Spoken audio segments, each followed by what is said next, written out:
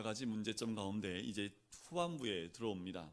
7장부터 나오는 그 많은 이야기 가운데 교회 안에 여러 가지 갈등의 분쟁들, 수많은 갈등의 요인들이 많이 있었습니다. 근데 그 갈등의 요인들을 이 고린도 교인들 자체에서 해결할 수 있는 힘이 없었어요. 그래서 에베소에 있었던 바울에게 편지를 보냅니다. 그 편지를 받고 그 편지에 대해서 조목조목 그 시대와 문화적 상황에 맞게 답변을 쓴 내용이 오늘 7장부터 16절까지 다 나옵니다. 자, 한번 성경을 찾아서 보면 좋을 것 같은데 오늘 7장 1절에 보면 이렇게 첫 번에 나오죠. 너희가 쓴 문제에 대하여 말하면, 그럼 뭔가 썼다는 얘기잖아요. 그죠? 자, 7장 25절에 보면 처녀에 대하여는 이라고 나오죠. 그럼 처녀에 대해서 뭔가 좀 질문한 게 있다는 얘기입니다. 8장 1절로 넘어가 보실래요?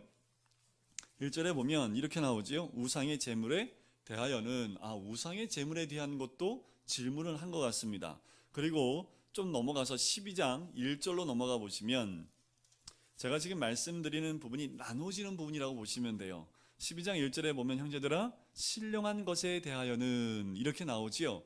바로 이 신령한 것, 영적 은사에 대한 부분에 질문이 있었다라는 것을 알 수가 있습니다.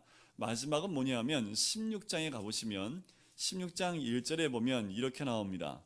성도를 위하여 연보에 관하여는 이라고 나오지요. 아마도 헌금하는 문제에 대해서 이 성도들이 여러 가지 서로 간의 문제점에 대해서 이야기하다 이 사도 바울에게 이런 부분들을 문의하는 편지를 쓴 것입니다.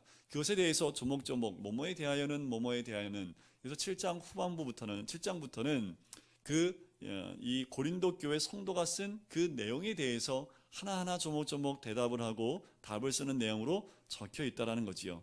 자, 오늘 같이 읽은 7장 부분의 전체적인 내용을 보면 세 가지로 나눌 수 있습니다. 결혼, 이혼, 독신, 이 세 가지의 주제를 가지고 다루고 있다라는 거지요. 오늘 저희가 읽은 1절부터 7절까지의 내용은 결혼에 대한 문제를 이야기를 합니다. 그리고 그 부분을 함께 살펴보도록 할게요. 1절 말씀에 보면 이렇게 나오지요. 너희가 쓴 문제에 대하여 말하면 남자가 여자를 가까이 아니함이 좋으나 라고 얘기하지요. 참 이걸 읽으면 이게 사도 바울이 이렇게 쓴 건가? 라고 할 수가 있어요. 그런데 이게 원어에 보면 그 헬라 말에는 따옴표가 없어요. 그러니까 누구의 말을 인용하면 저희가 뭐 따옴표를 인용하잖아요. 그래서 인용했다라는 그 뭔가를 표시를 하는데 이때 당시에 쓰였던 그 글들에는 이게 인용 구문인지 아닌지를 알 수가 없습니다. 그래서 학자들이 이것이 사도 바울이 쓴 말처럼 해석을 오랫동안 해왔는데 7장의 뒷부분을 보면 남자가 여자를 가까이 아니함이 좋으나 이 말과 좀 어울리지 않게끔 내용이 진행이 됩니다. 그래서 후대에 이 학자들의 견해는 뭐냐 하면 이 말은 바로 이들이 쓴 내용, 바로 남자가 여자를 가까이 아니함이 좋다라는 그 말을 이들이 편지로 썼던 것 같아요. 그래서 사도 바울이 그 말 그대로 인용하고 있는 겁니다. 고린도 교회에 있는 성도들 가운데 남자가 여자를 가까이 하는 것이 좋다라고 말하는 사람들이 있다라는 거지요. 자, 이 내용을 서로 보기 전에 우리가 저번 주에도 이야기할 때 영지주의자들에 대한 이야기를 했지요. 헬라 철학의 근본을 두고 있는 그 영지주의자들이 갖고 있던 생각은 이원론이라고 말씀을 드렸습니다. 고린도 교회를 이해할 때 그리고 서신서를 이해할 때 이 영지주의를 우리가 이해할 필요가 있고 거의 대부분 사도 바울이 편지를 쓸 때 많은 부분에서 율법주의나 할례주의, 이것은 유대인들에 대한 부분입니다. 그런데 그 외의 편지를 보면 영지주의자들에 대한 이야기도 많이 등장을 합니다. 이원론이라는 거죠. 육과 영을 분리해 생각한다는 겁니다. 그래서 육과 영을 분리해서 육은 어때요? 악하다. 그죠? 영은 어떻다고요? 선하다. 그래서 우리가 7장 오기 전까지 핵심 포인트가 뭐였습니까? 분쟁을 빼면 음행에 대한 부분이 나왔잖아요. 그러니까 육은 악한데 악하니까 어차피 소멸될 거니까 이 소멸될 부분에 대해서 이제 더 이상 관여할 필요가 없다. 어차피 없어지고 우리가 옷을 입다가 이게 더러워지면 벗어버리듯이 이 육은 그렇게 없어질 거니까 우리가 관심 안 가져도 되고 그냥 육이 이끄는 대로 살아도 된다라는 쾌락주의로 빠지게 됩니다. 그게 가장 대표적으로 드러나는 것이 여기 음행에 대한 부분이에요. 5장 첫 부분에 보면 근친상간에 대한 부분이 나오죠. 교회 안에 이것이 뻗어져 있었다라는 거죠. 저번 주에 봤던 6장 후반부에 봐도 이 창기들이 있는 그곳을 들락달락하는 그 성도들의 모습이 또 등장도 한다라는 겁니다. 육이 그렇게 악하기 때문에 악한 대로 그냥 두었다가 없애버리는 것, 이렇게 극단적인 쾌락주의로 갑니다. 근데 오늘 7장에 보면 이건 극단적으로 완전히 반대로 치우친 모습이 나오는데 금욕주의입니다.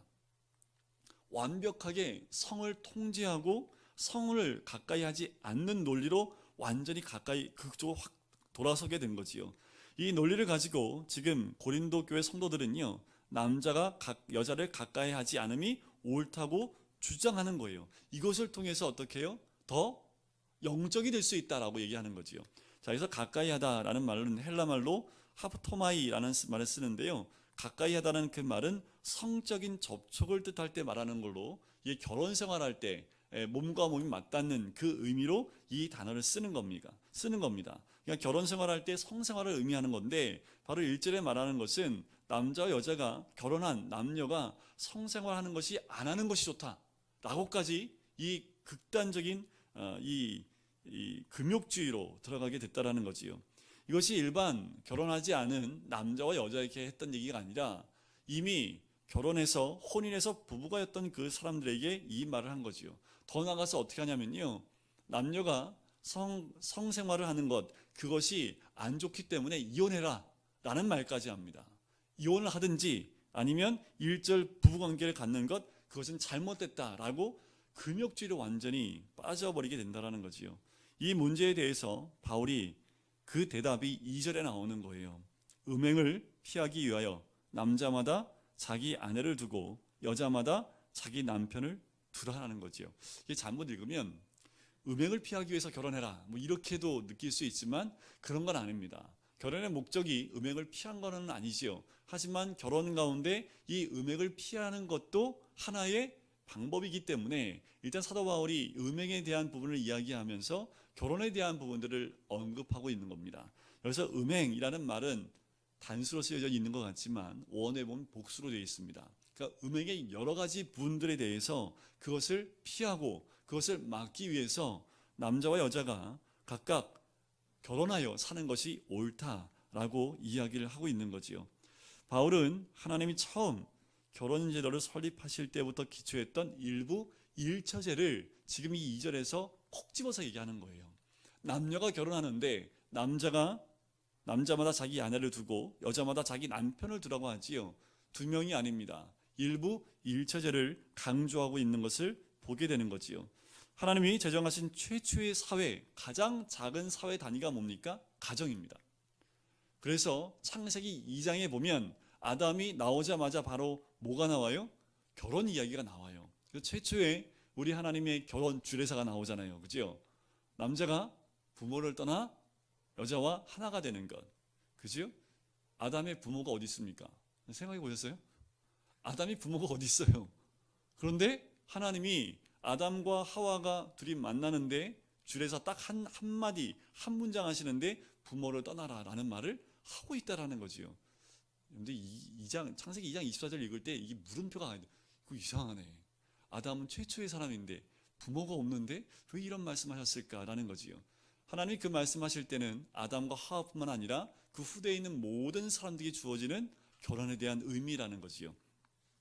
자, 그러면 사도 바울이 하나님이 왜 이 땅에 결혼이라는 것을 허락했을까라는 거예요. 자, 우리가 창세기 2장을 한번 이렇게 좀 더듬어서 좀 보면 좋을 것 같아요.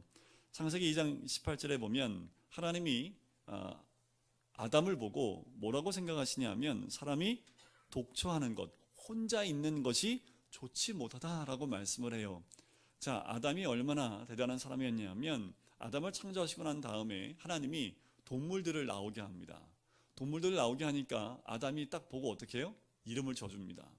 그러니까 아담이 어느 정도의 지혜가 있었냐면 하나님과 똑같은 지혜였던 것 같아요.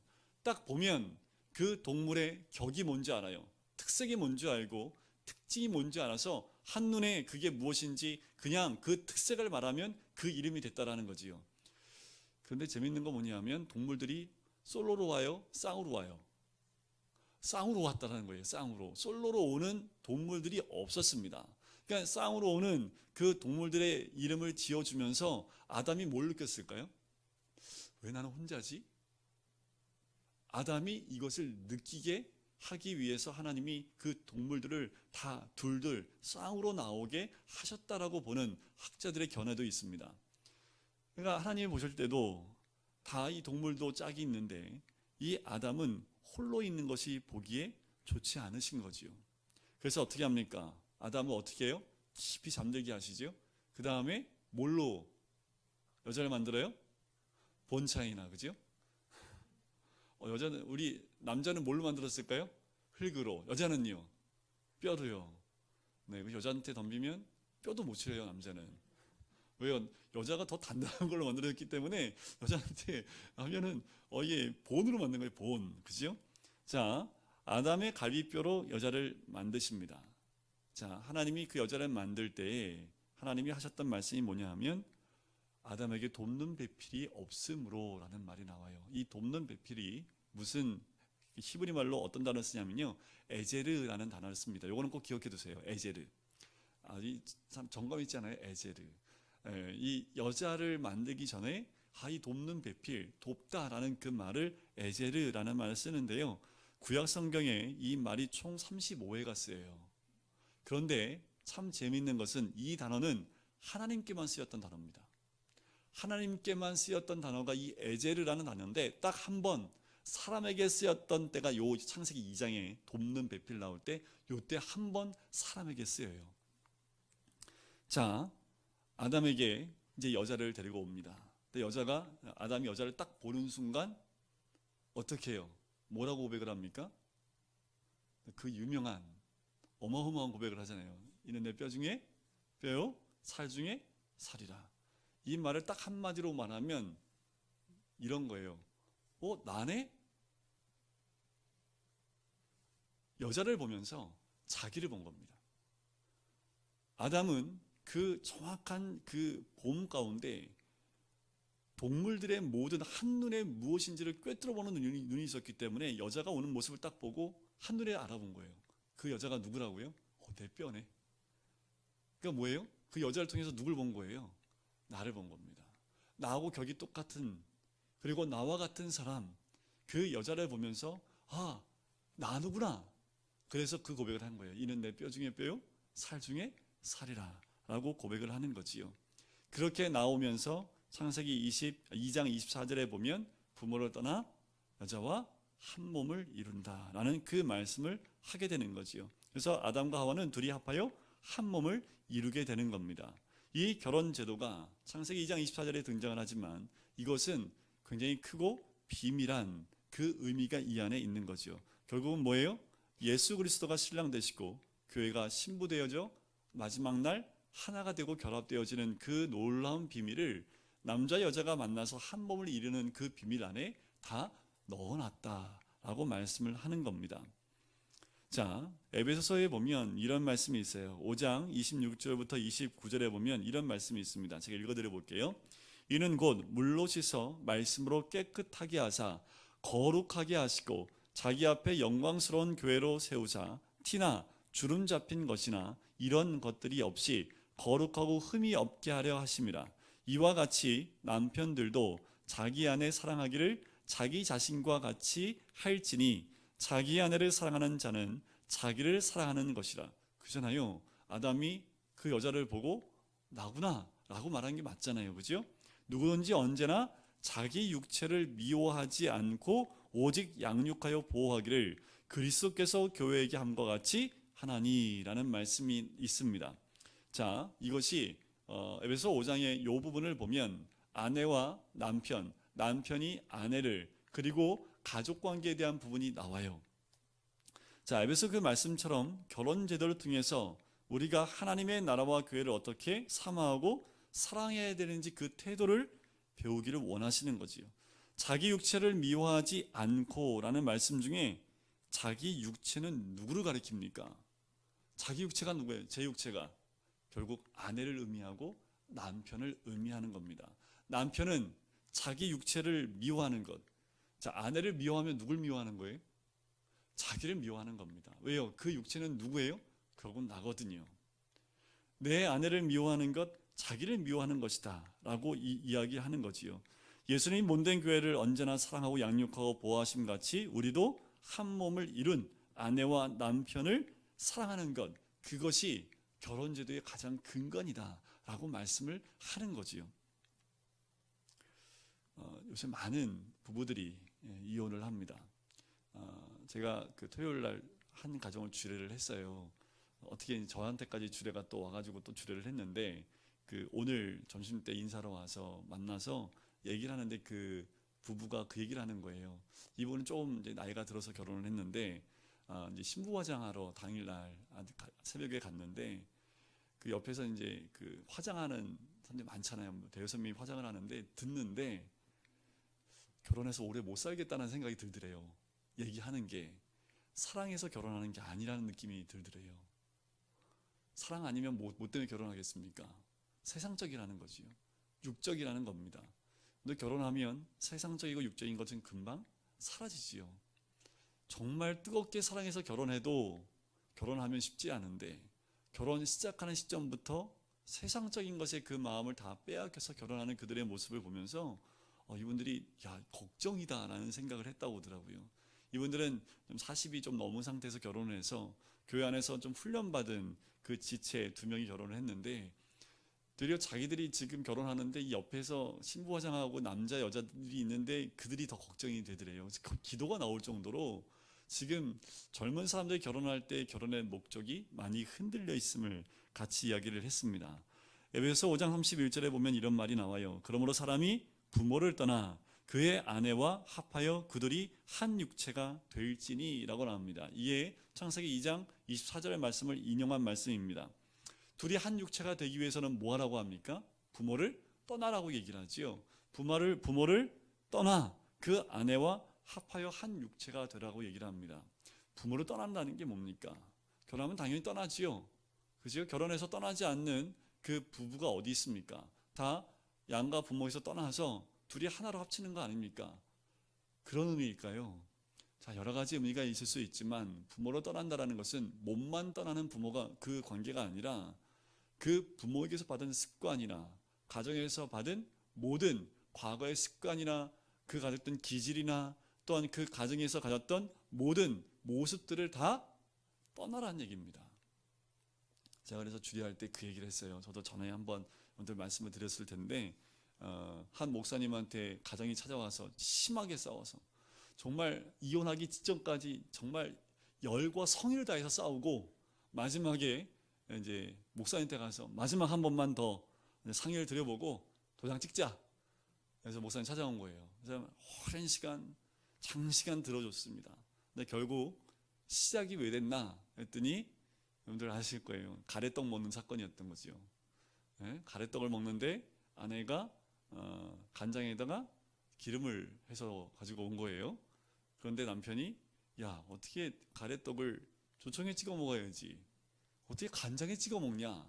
이제 이 여자는 평생 그 안에서 간장을 찍어 먹었기 때문에 아니 간장을 찍어 먹지 어떻게 조청을 찍어 먹냐고 이렇게 얘기를 오가다가, 야, 니네 집안은 그렇게 먹냐? 그래, 우리 집안은 그렇게 먹는다. 이 집안 싸움이 된 거예요. 결국 들어보니까 가래떡 먹는 거 가지고 집안 싸움으로 번져서 이제 집안 얘기가 다 나와버리는 거지요. 그러니까 둘 다 온전히 떠난 거예요, 못 떠난 거예요? 못 떠난 거지요. 서로에게 맞춰주고 떠났으면 새로운 또 그 가정에서 이루어야 된 법도라든가 이런 것들 만들어 나가야 되는데, 이 살아왔던 환경을 그대로 가지고 온 거지요. 결국 이제 목사님하고 얘기하면서 잘 풀렸어요. 그래서 목사님이 한술 더 뜨시는 게, 이 목사님 후기를 썼는데 자기는 아직도 이해가 안 간다. 왜 뭐가 이해가 안 가냐 하면, 가래떡을 어떻게 간장하고 조청에 찍어 먹냐. 가래떡은 고추장에 찍어 먹어야 제맛이지. 근데 이 목사님이 이렇게 얘기를 했대요. 그러니까 목사님도 자란 환경이 어떤 환경이에요? 고추장을 찍어 먹는 그런 데가 있다고 하더라고요. 저희는 간장 찍어 먹었고, 저희 아내 집안은 이 조청을 찍어 먹었는데 조청도 맛있더라고요. 그래서 조청으로 좀 바꿨습니다. 근데 저희 아내는 간장으로는 안 바꾸더라고요. 저희 집에 가면 간장 찍어 먹고요, 집에서는 조청 찍어 먹습니다. 자, 떠난다는 게 이런 거 다 떠나는 거거든요. 몸만 떠나는 게 아닙니다. 단적인 예이기도 하지만 우리 몸에 붙어있는 모든 습관과 그 모든 몸에 배어있는 부모로 받은 세상적인 것부터 시작해서 그 모든 것들을 떠나는 것, 이걸 떠나지 않으면 한 집안과 한 집안이 만나서 한 몸이 된다는 게 참 어렵습니다.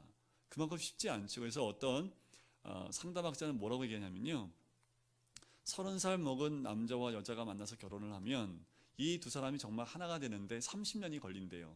30년 동안 살았던 것을 없애기 위해서 둘이서 30년 동안 지지고 볶고 싸워야지 그게 없어진대요. 그럼 몇 살 돼야지 한 몸이 돼요? 60이 돼야지. 그래서 옛날 어른들은 결혼할 때 늦게 결혼하라고 그래요? 일찍 결혼하라고 그래요?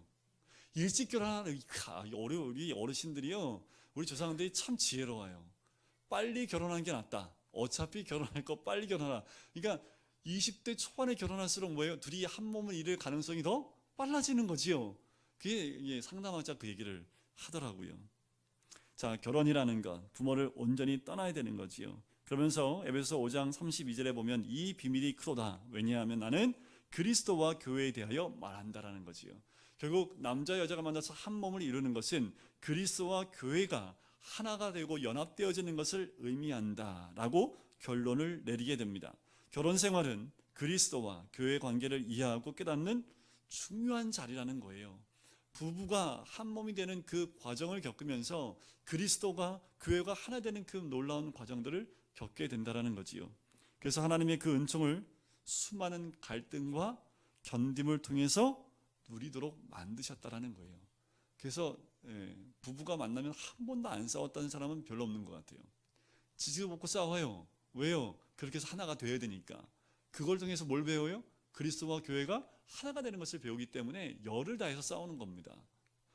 신혼부부는 정말 아주 열과 성의를 다해서 최선을 다해서 다투는 모습들을 참 자주 봅니다. 근데 그 모습을 통해서 어떻게 해요? 가까이 가는 거지요. 하나가 되는 과정을 걷는 거지요.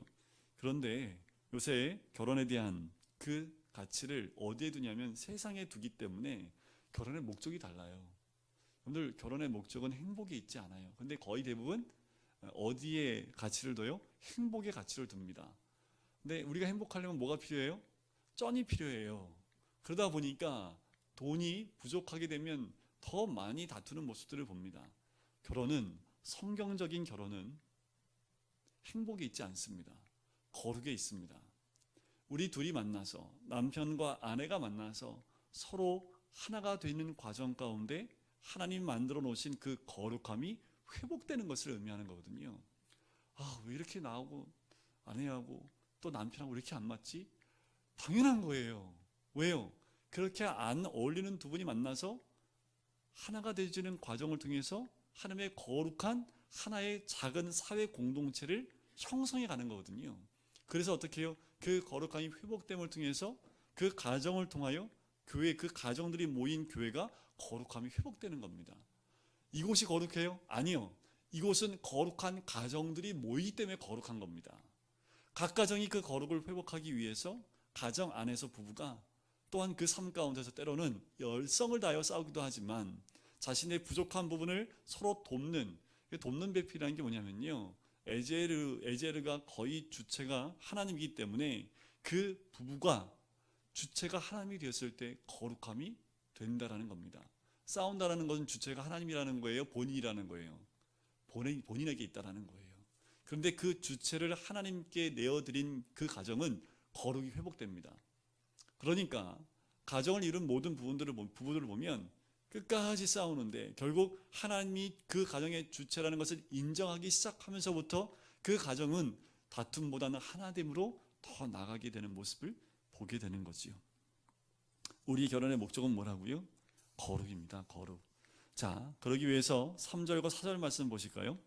3절 말씀 같이 한번 3절 말씀 먼저 읽어보시겠어요? 제가 4절 읽겠습니다. 시작.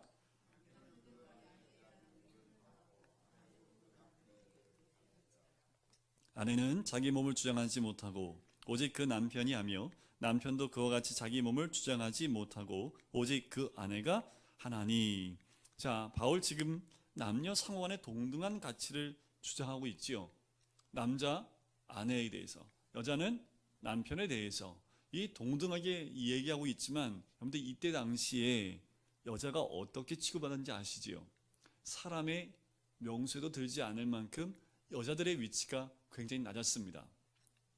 우리 이효시대 때를 한번 생각해 보세요. 여자들은 항상 뭘 쓰고 다녀야 돼요?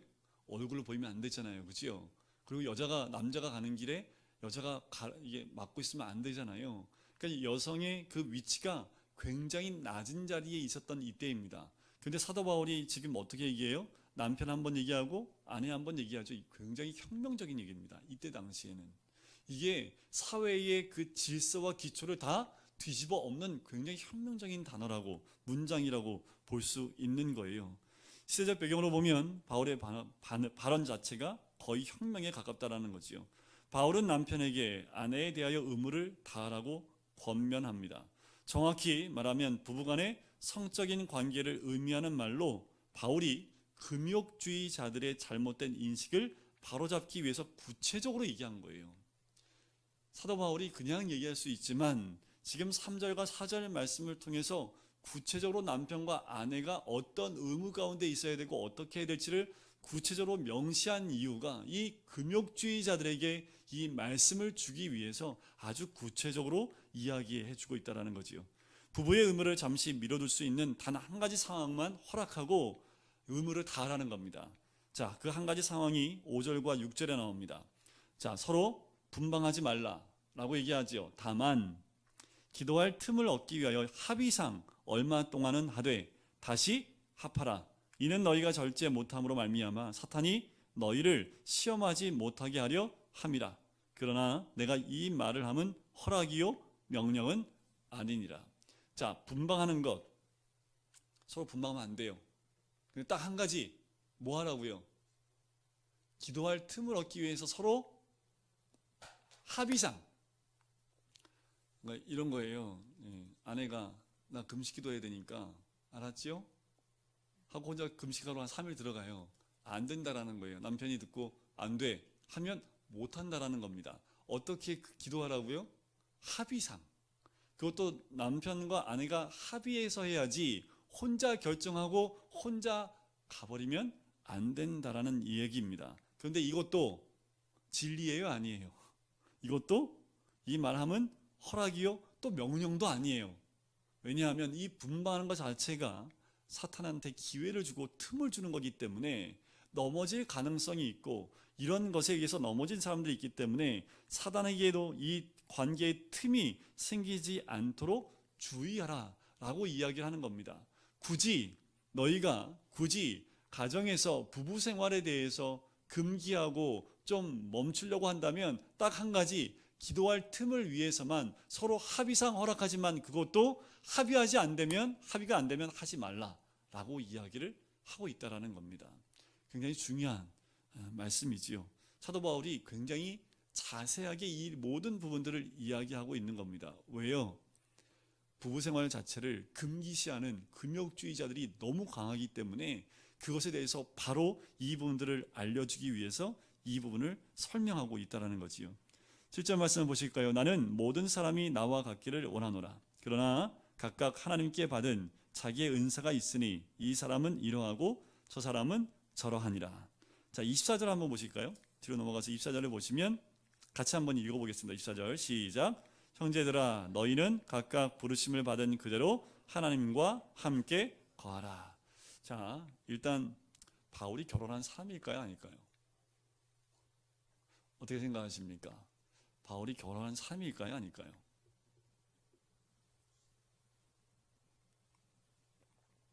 일단 학자들에 의하면 굉장히 의견이 분분합니다. 근데 정확한 건 결혼은 했어요. 왜냐하면 이 사도 바울이 랍비였잖아요, 그죠? 랍비의 기본 랍비가 지키는 여러 가지 안 중에 아내를 둬야 된다는 그 안이 있습니다. 이게 지금 이 사도 바울이 어느 문화에 있었어요? 가말리엘 문화. 그 가운데 굉장히 최고 위치에 있었던 가말리엘 문화에 있었기 때문에 그 문화에 있었던 얘기는 기본적으로 결혼하지 않으면 들어갈 수 없는 단체입니다. 그러니까 결혼을 한 거지요. 결혼을 했기 때문에 이런 부분도 이렇게 자세하게 성경적으로 풀어낼 수 있는 거예요. 그런데 지금 사도 바울을 보니까 결혼한 것 같아, 안 한 것 같아요? 안 한 것 같지요. 그래서 학자들은 두 가지 견해를 봐요. 상처를 했든지 이혼했을 거다라고 봅니다. 그런데 상처를 했다, 아내가 죽었을 것이다 라고 보지는 않고 이혼을 했을 것이다 라고 보는 쪽이 좀 더 강해요. 왜냐하면 이런 거지요. 사도 바울이 예수 그리스도를 믿기 전에 그의 사회적 위치와 또한 권력과 명예와 그 안전된 생활이 있었습니다. 그런데 바울이 어느 날 누굴 만나요?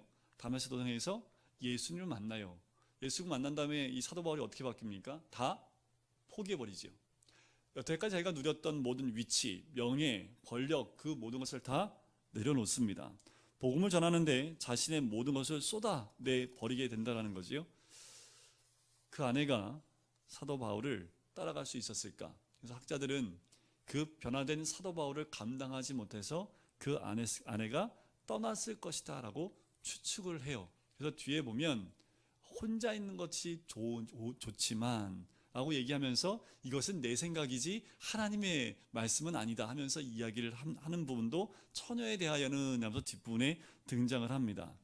사실 무엇이든 여기서 중요한 것은 하나님께 받은 은사대로 부르심을 받은 대로 우리가 선자리에서 하나님과 동행하라는 겁니다. 내가 부르심 받은 자리가 어디예요? 거기서 하나님과 동행하라는 거지요. 우리가 부부로 부르심을 받았잖아요. 그러면 부부로서의 삶을 살면서 하나님과 동행하는 삶을 살아야 된다라고 이야기를 하는 겁니다. 결혼은 그리스도의 사랑을 가장 아름답게 연습할 수 있는 현장이지요. 그러므로 영적인 관계뿐만 아니라 육적인 관계에서도 서로 의무와 책임을 다하는 것이 건강하고도 가치 있는 결혼 생활을 유지하는 비결이기도 합니다. 우리가 남편의 몸은 이게 내 몸이야라고 주장할 수 없다라는 거지요. 이 몸은 누가 주장하는 거예요? 아내가 주장하는 거지요. 아내의 몸은 누가 주장해요? 남편이 주장한다라고 이야기를 하는 거지요. 이런 결혼에 대한 부분들을 자세하고 또 강조하면서 얘기했던 것은 부부의 관계를 통해서 또한 남편과 아내의 관계를 통해서 하나님이 그리스도와 교회에 대한 부분을 이야기할 뿐만 아니라 그때 당시에 오도된 잘못된 그 부부 생활에 대한 금욕주의를 다시 원위치로 돌리기 위한 사도 바울이 굉장히 자세하게 부부 생활에 대해서 이야기하고 있는 모습을 봅니다. 다음 주에 보는 내용들은 이혼과 또한 독신에 대한 홀로 사는 분에 대해서 사도 바울이 또 이야기하는 부분이 나와요. 결혼에 대한 부분들을 좀 자세히 나누고 싶어서 결혼에 대한 부분만 좀 같이 나눴고요.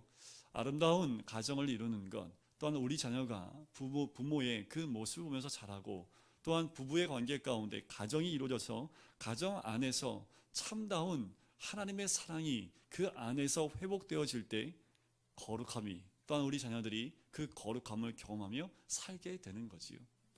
우리 교회에 있는 모든 성도님들 이제 이 고린도전서 7장의 말씀을 통해서 부부 생활이나 가정, 결혼에 대한 부분들을 우리가 다시 한번 생각해 보고 우리 가정의 그 거룩함이 하나님의 뜻이 이루어질 수 있도록 우리가 기도하면서 회복해 가는 것, 그것이 참 중요하다라고 생각을 합니다.